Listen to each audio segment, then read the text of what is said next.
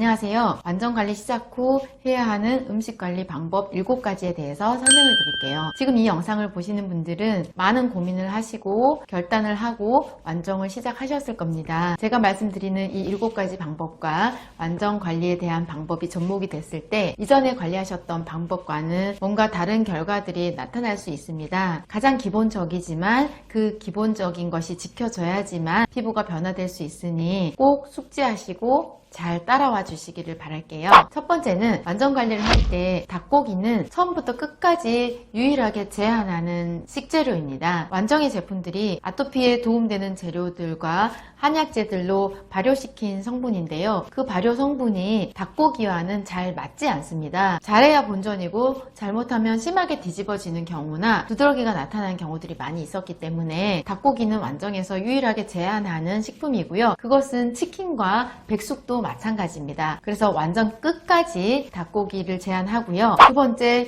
음식의 재료들은 가능하면 무농약 이상의 재료를 사용합니다. 마트나 백화점의 유기농보다는 이 조합을 이루는 한살림이나 생협 같은 곳에 무농약 이상의 재료를 권장을 드리고요. 한살림 같은 경우는 건품이 굉장히 까다롭기 때문에 저는 한살림의 재료들을 많이 신뢰하는 편입니다. 같은 식재료라도 한살림은 나쁜 첨가물들이 최대한 덜 들어간 것들이 확인이 되고요. 가능하면 국산 재료로 나쁜 것들을 쓰지 않고 있습니다. 뒤에 반드시 첨가물 상태를 확인을 하시고요. 양념장에도 간장, 된장, 고추장이 조미료가 들어갑니다. 그런 재료들도 가능하면 유기농 사이트에서 구매를 하셔서 재료를 만들어 주시면 되시고요. 집에서 만든 간장이나 된장, 고추장 같은 경우에는 괜찮습니다. 그래서 저는 한살림의 유기농 재료들을 권장을 드리는 편이고요. 세 번째, 한 달이나 2달 정도 내 피부가 심한 고비가 넘어가는 기간 동안에는 잠시 동안 단백질을 제한을 하는데요. 단백질을 제한을 하는 이유는 2가지 이유가 있습니다. 첫 번째는 피부 관리 과정에서 스테로이드를 사용하다가 끊거나 완정을 하면서 스테로이드 리바운드 현상이나 독소 배출 때문에 심해지는 현상이 나타나는데요. 그 심해지는 기간 동안 엎친 데 겹친 격으로 더 심해지는 것을 예방하기 위함입니다. 안 그래도 힘든 상태인데 뭔가 먹고 반응이 온다 그러면 피부가 더 난리가 날 수 있잖아요. 그래서 잠시 동안 피부가 회복할 시간을 주기 위해서 더 심해지는 것을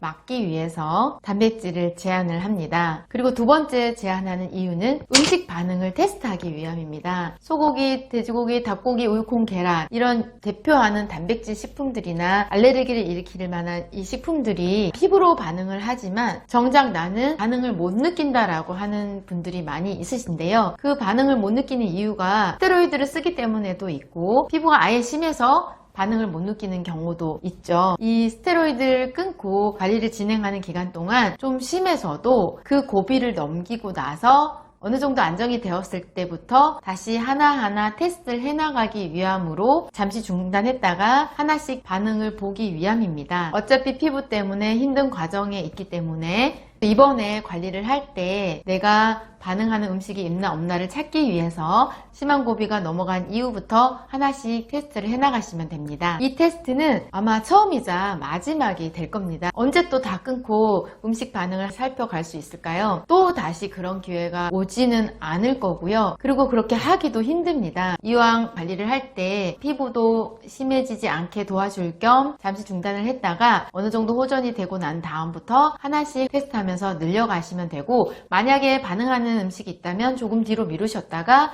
관리를 진행하는 방법들을 저희가 조언을 해드릴 예정입니다. 단백질 추가를 시작하는 시점은 피부가 심한 고비가 넘어갔을 때입니다. 심한 고비가 한 달 만에 넘어가는 사람도 있고 2달 만에 넘어가는 사람도 있습니다. 그건 케이스 바이 케이스이기 때문에 피부가 어느 정도 심한 고비가 넘어간 시점, 이제 잠은 좀 잘 자요, 가려움이 많이 줄었어요, 보기에도 어느 정도 호전이 됐어요 라고 생각되는 그 시점에서 단백질을 추가하기 시작합니다. 테스트하는 시점은 관리하면서 피부 상황을 보고 알려드립니다. 음식 반응은 먹었을 때 보통 하루나 이틀까지 반응을 봅니다. 예를 들어서 오늘 음식을 먹었다면 오늘 하고 오늘 밤 내일까지 피부가 심해졌는지, 밤에 또 더 긁지는 않았는지, 많이 가렵지는 않은지 그런 것들을 체크를 하시면 되고요. 육류 같은 경우는 한 3일까지 반응을 봅니다. 육류는 장에 오랫동안 머물러 있기 때문에 뒤늦게 반응이 나타나기도 합니다. 그래서 오늘 먹었다면 그 3일째까지 반응을 보시고 반응이 나타나지 않는다면 반응하지 않는다라고 판단을 하시면 되고요. 네 번째는 음식을 테스트하는 방법인데요. 모유를 먹는 아기는 엄마가 먹은 음식을 통해서 전달이 되는데요. 엄마를 통해서 전달이 됐을 때는 직접 먹었을 때보다 반응이 조금 덜합니다. 반응이 나타나지 않을 수도 있고요. 반응이 약하게 나타날 수도 있고, 음식 반응이 심한 음식은 엄마를 통해 먹었어도 반응이 바로 나타나기도 합니다. 그것은 이 아이가 반응하는 음식의 반응 정도에 따라서 다를 수 있다는 점은 참고를 하시고요. 반면에 아이가 직접 먹게 되었을 때는 엄마를 통해서, 모유를 통해서 먹은 것보다 더 많이 심하게 반응할 수 있기 때문에 항상 조심해서 테스트를 하시고요. 모유를 통해 나타나는 반응에 대한 유튜브를 강의를 한 것이 있는데 그 부분도 참고를 해서 봐주시고요. 이유식 전 아기 음식 반응 테스트는 쌀 반응부터 테스트를 하고요. 채소란 채소는 다 테스트를 한 이후에 그 다음 단백질 테스트로 넘어갑니다. 이유식이나 밥을 먹는 유소아나 성인 같은 경우에는 흰살 생선부터 시작해서 순서대로 하나씩 늘려가는데요. 사람마다 케이스 바이 케이스로 테스트하는 순서는 조금씩 바뀝니다. 저희가 1대1 관리를 하면서 담당 스태프분이 어떤 순서대로 테스트를 시작하셔야 되는지 그분의 상황에 맞춰서 안내를 해드리고 있습니다. 그래서 단백질 테스트 순서는 담당 스태프분께 문의를 해주시면 되고요. 완정을 하기 전에 반응을 보였거나 검사에서 1단계라도 나왔던 음식들은 가장 뒤로 미뤄주셔야 합니다. 반응이 심한 것일수록 최대한 뒤로 미루셔서 테스트를 진행하시면 됩니다. 다섯 번째, 나쁜 먹거리에 대한 설명인데요. 암 환자들한테 3백색 음식을 조심하라고 합니다. 백밀가루, 백설탕, 백소금인데요. 그 중에서도 아토피에서는 밀가루를 정말 조심해야 합니다. 시중에 수입밀 같은 경우는 농약이나 방부제 같은 성분들이 들어있어서 가능하면 우리밀로 사용해달라고 설명을 드리고 있는데요. 과자 같은 경우에 뒤에 성분표를 보시면 기름이라던가 각종 첨가물들이 많이 들어있고요. 과자를 만들 때 이렇게 팽창하는 팽창제라던가 부풀리게 하는 것들도 첨가물로 그렇게 만드는 것이고요. 어묵도 어묵 원재료보다 밀이나 조미 성분들이 대부분 많이 들어있습니다. 그리고 인스턴트나 패스트푸드 가공식품 같은 것들도 조심해야 하는데요. 뒷설명에 가공이라고 붙은 것들을 조심하셔야 하고요. 피자, 냉동만두, 짜장면, 돈가스, 라면 이런 식품들이 먹으면 피부가 심해질 수 있고요. 치즈도 마찬가지입니다. 유기농 치즈여도 뒤에 보시면 가공 치즈라고 붙어 있는데 엄마들이 치즈를 못 먹여서 암달 나는 경우들이 많이 있습니다. 그런데 그 치즈를 먹고 심해지는 경우도 너무나 많거든요. 그래서 치즈의 영양에 대한 욕심이나 기대를 버리셔야 합니다. 먹이고 싶다면 피부가 좋아진 이후에 먹여주시면 좋고요. 그 외에 아이스크림이나 음료수, 유기농 주스에도 첨가물들이 많이 들어있는데요. 유기농 주스여도 원재료는 유기농인데 첨가물로 단맛을 낸다고 말씀드렸어요. 이 부분에 대해서도 제가 아토피에 좋은 음식, 나쁜 음식에 대한 유튜브 강의를 해놓은 것이 있으니 그것을 참고해서 봐주시고요.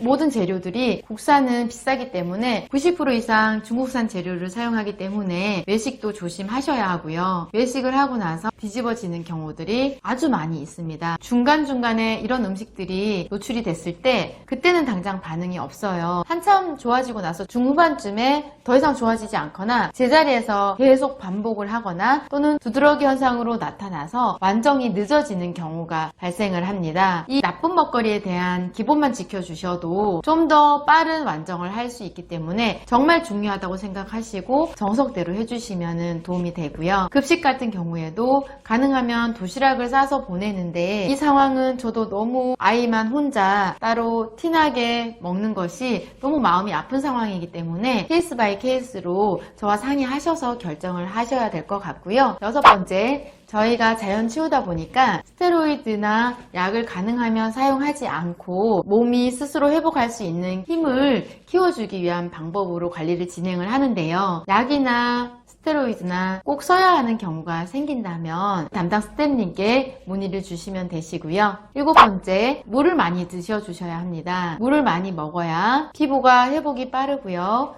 독소가 소변, 내변, 땀으로 많이 빠져나가고 피부로 덜 올라옵니다. 그리고 천연 항히스타민 역할을 하기 때문에 가려움이나 또 보습을 잘 유지할 수 있게 도움이 되고요. 물을 잘 먹는 것은 완전 관리에 있어서 굉장히 중요한 부분이기 때문에 반드시 물을 꼭 챙겨 주셔야 하고요. 피부가 호전되지 않으면 내가 물을 잘 먹고 있는지부터 한번 챙겨봐 주시길 바랄게요. 물을 먹는 방법은 몸무게 곱하기 40입니다. 최대한 하루의 양을 채워주시는데 한꺼번에 많이 먹는 게 아니라 잠자는 시간 외에 조금씩 나눠주셔서 내 몸무게 곱하기 40의 물을 채워주시면 됩니다. 이렇게 7가지 음식 관리에 대한 설명을 드렸는데요. 이 방법들이 이전에도 많이 관리를 해보셨을 겁니다. 정말 기본적인 거지만 꼭 지켜주셔야 하는 부분이고요. 예전에 그렇게 해봤지만 피부가 호전되지 않았을 거예요. 그런데 완전 관리를 하면서 이렇게 관리를 해주시면 이전과는 달리 조금씩